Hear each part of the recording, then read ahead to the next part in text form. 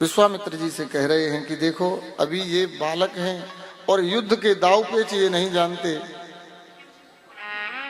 आपने बात विचार करके नहीं कही। चौथे पन पर तो मुझे संतान का मुख देखने को मिला है। देह प्राण ते प्रिय कछु नाहि और सो मुनि देव निमिष एक माहि। यदि आप मेरे प्राण मांगे तो मैं आपको अपनी प्राण दे सकता हूं।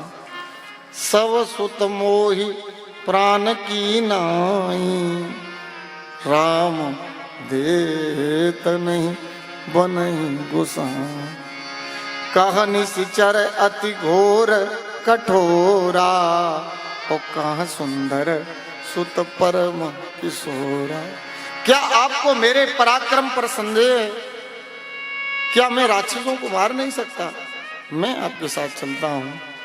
तो विश्वामित्र जी ने कहा, बोले राजन, धर्म और आदर्श की बड़ी बड़ी बातें करना और बात है और उनको निभाना और बात है। तुम्हारे पूर्वजों ने अपने वचन को निभाने के लिए क्या कुछ नहीं किया। महाराज शिवी ने कबूतर के लिए, एक कबूतर के लिए महाराज शिवी ने अपने शरीर के मांस का एक एक टुकड़ा दान कर दिया था। महाराज हरिश्चंद्र, उन्होंने अपने वचन को निभाने के लिए राजपुत्र और पत्नी तक को दांव पर लगा दिया था।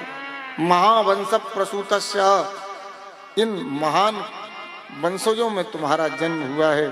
तुम्हारे जैसे महापुरुष को ये बात शोभा नहीं देती। तुम संकोच का त्याग कर दो। राम के दिव्य तेज के बारे में तुम नहीं जानते हो, गुरु वशिष्ठ तुम्हारे जानते हैं। आप इन्हें मेरे यज्ञ की रक्षा के लिए भेज दो।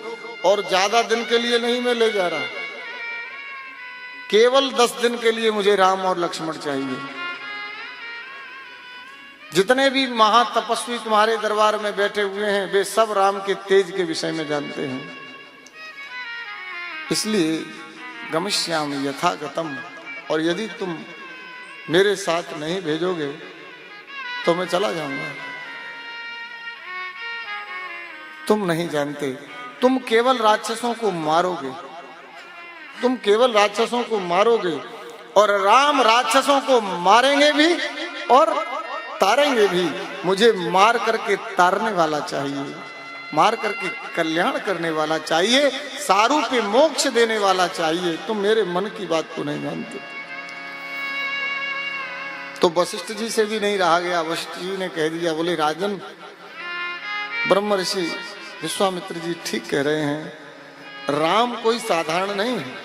जिन्हें तुम अपना पुत्र मान रहे हो ये साधारण नहीं है। राम युग और इतिहास की धाराओं को मोड़ने के लिए आए हैं। वे मंगल के भवन हैं और अमंगलहारी हैं। वशिष्ठ और विश्वामित्र तो इतिहास के पन्नों में दब जाएंगे, लेकिन राम की कीर्ति तो सदैव अमर रहेगी। राम का नाम धर्म संस्कृति की पहचान बन करके सदैव अविनाशी बना रहेगा। इसलिए विश्वामित्र जी कोई साधारण नहीं है। असुरों को मारने में समर्थ हैं, लेकिन तब पुत्र हितार्थाय, तुम्हारे पुत्र के हित के लिए आए हैं। नाना प्रकार की विद्याओं को वे जानते हैं। राम विग्रहवानो धर्म, राम भगवान जो है धर्म का विग्रह है। यदि तुम उन्हें विश्वामित्र को नहीं दोगे तो धर्म चला जाएगा, और जब धर्म चला जाएगा तो फिर राम कहाँ रहेंगे। तो तब वशिष्ठ बहु विधि समझावा नृप संदेह, राजा का संदेह दूर हो गया और भगवान को विदा विश्वामित्र जी के साथ किया है। कहा, मोरे प्राण नाथ सुत दो, तुम मुनि पिता आन नहीं को। अब आप ही इनके पिता हैं और आप ही इनकी माता हैं। इस तरह से राम और लक्ष्मण को विश्वामित्र जी लेकर के गए हैं। माताओं ने बड़े प्रेम भाव से विदा किया और एक लोभ वशिष्ठ जी ने माताओं को दिया। क्या? बोले राम लक्ष्मण जा रहे हैं ना, तो अकेले वापस लौटेंगे नहीं, बहुएं भी साथ में आएंगी। तो माताएं भी बड़ी प्रसन्न हो गई। स्त्री की 3 इच्छाएं बड़ी प्रबल होती हैं। कौन कौन सी? कि पहले तो उसका विवाह सुंदर वर के साथ उसका विवाह हो जाए, कन्या वरयते रूपम, और विवाह के पश्चात संतान के रूप में उसे पुत्र मिले, और फिर बाद में उस पुत्र का विवाह हो, घर में बहू आ। तो सबसे ज्यादा प्रसन्नता विवाह में पुत्र के में किसको होती है? माँ को। शरीर में कितने रोग लगे हैं, ब्लड प्रेशर अलग है, डायबिटीज अलग है, सब कुछ हो, लेकिन एक पांव पर घूमती रहती है। भले ही बाद में परिणाम है, अब कहना नहीं चाहिए, कुछ भी हो, लेकिन माँ को बड़ी प्रसन्नता होती है। कहा बोले 2 जाएंगे 4 आएंगे, तो कौशल्या ने कहा बोले फिर 2 को क्यों भेज रहे हो, 4 को भेज दो ना एक साथ, 4 बहुएं एक साथ में ही आ जाए।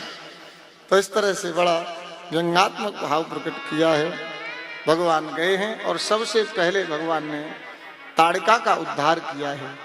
एक ही बाण प्राण हरि लीना, एक ही बाण प्राण हर लेना, दीन जान के निज पद देना, दीन जान ते निज पद देना। विश्वामित्र जी जान गए भगवान ने लीला की।